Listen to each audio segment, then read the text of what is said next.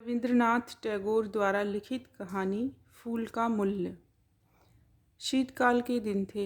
शीतकाल की प्रचंडता के कारण पौधे पुष्प विहीन थे। वन उपवन में उदासी छाई हुई थी। फूलों के अभाव में पौधे श्रीहीन दिखाई दे रहे थे। ऐसे उदास वातावरण में एक सरोवर के मध्य कमल का फूल खिला।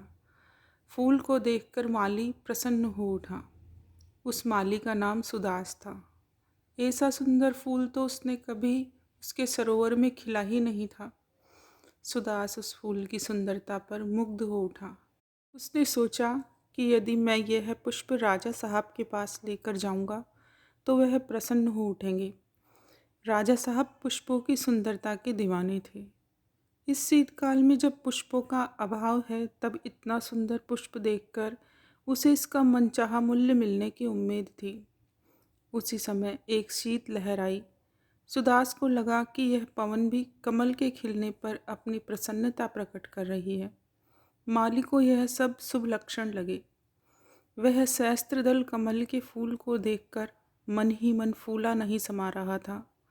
वह उस फूल को लेकर राजमहल की ओर चल पड़ा। वह मनचाहे पुरस्कार की कामना में डूबा हुआ था। राजमहल पहुंचकर उसने राजा को समाचार भिजवाया। वह विचार मग्न था कि अभी उसे राजा बुलाएंगे। राजा इस सुंदर पुष्प को देखकर अत्यंत प्रसन्न हो उठेंगे। अच्छे मूल्य की अभिलाषा में वह यत्नपूर्वक उस पुष्प को पकड़े हुए उसे प्रेम पूर्वक निहार रहा था। राजमहल के बाहर खड़ा वह राजा द्वारा बुलाए जाने की प्रतीक्षा कर रहा था। तभी राजपथ पर जाता हुआ एक सभ्य पुरुष कमल के फूल की सुंदरता पर मुग्ध होकर सुदास के पास आकर पूछने लगा, फूल बेचोगे? मैं तो यह फूल राजा जी के चरणों में अर्पित करना चाहता हूँ। सुदास यह उत्तर देकर चुप हो गया। तुम यह फूल राजा जी को देना चाहते हो? किंतु मैं तो यह फूल राजाओं के भी राजा जी के चरणों में अर्पित करना चाहता हूँ। भगवान तथागत यहाँ पधारे हैं। बोलो, तुम इसका क्या दाम लेना चाहते हो? मैं चाहता हूँ कि मुझे इसके बदले एक मासा स्वर्ण मिल जाए। उस पुरुष ने तत्काल यह मूल्य स्वीकार कर लिया।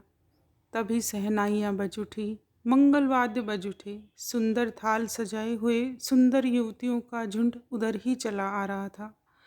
राजा प्रसेनजीत पैदल ही भगवान बुद्ध के दर्शनों के लिए जा रहे थे। नगर के बाहरी भाग में वे विराजमान थे। सुदास के पास कमल का फूल देखकर वे प्रसन्न हो उठे। इस प्रचंड शीत में फूल कहीं ढूंढने से भी नहीं मिल रहा था। ऐसे में इतने सुंदर पुष्प को देखकर उनका मोहित होना स्वाभाविक ही था।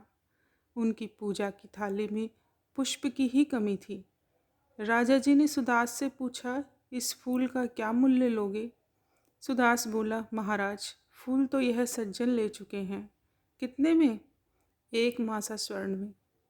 मैं तुम्हें इस पुष्प के बदले 10 मासा स्वर्ण दूंगा।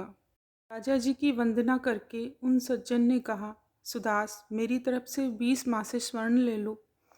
राजा जी से निवेदन करते हुए वह सज्जन बोले, महाराज, आप तथा मैं दोनों ही तथागत के चरणों में यह पुष्प अर्पित करना चाहते हैं।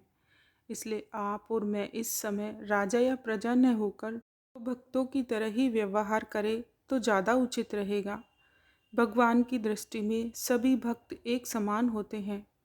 मधुर वाणी में राजा प्रसेनजीत ने कहा, भक्तजन, मैं आपकी बात सुनकर प्रसन्न हुआ। आप इस पुष्प के लिए 20 मासा दे रहे हैं तो मैं इसका मूल्य 40 मासा स्वर्ण देने के लिए तैयार हूँ। तो मेरे भक्त के वाक्य पूरा करने से पहले ही सुदास बोल पड़ा, हे राजन, हे भक्तजन, आप दोनों ही मुझे क्षमा करें। मुझे यह पुष्प नहीं बेचना है। इतना कहकर वह यहाँ से चल पड़ा। वे दोनों आश्चर्यपूर्वक उसे देखते रह गए। सुदास पुष्प लेकर गौतम बुद्ध के स्थान की ओर चल पड़ा। वह सोच रहा था कि जिस बुद्ध देव को देने के लिए यह दोनों इस पुष्प के लिए इतनी कीमत देने को तैयार है, यदि मैं स्वयं ही उन्हें यह पुष्प अर्पित करूं तो मुझे और अधिक धन की प्राप्ति होगी। वह महात्मा बुद्ध के स्थान की ओर चल पड़ा। उसने देखा कि एक वट वृक्ष के नीचे महात्मा बुद्ध ध्यानमग्न पद्यासन अवस्था में बैठे थे।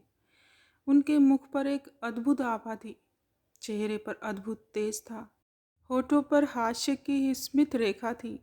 पूरा व्यक्तित्व एक अनूठा प्रभाव लिए हुए था। सुदास उन्हें देखकर अपने होशो हवास भूलकर आदरपूर्वक निर्विमेष भाव से उन्हें निहारने लगा। आगे बढ़कर उसने आदरपूर्वक उनके चरणों में वह फूल अर्पित कर दिया। उसका तन मन एक अलौकिक सुख का अनुभव कर रहा था। महात्मा बुद्ध ने उससे प्रश्न किया, हे वत्स, क्या चाहिए? आपकी क्या इच्छा है? सुदास मधुर स्वर में बोला, कुछ नहीं, बस आपका आशीर्वाद चाहिए।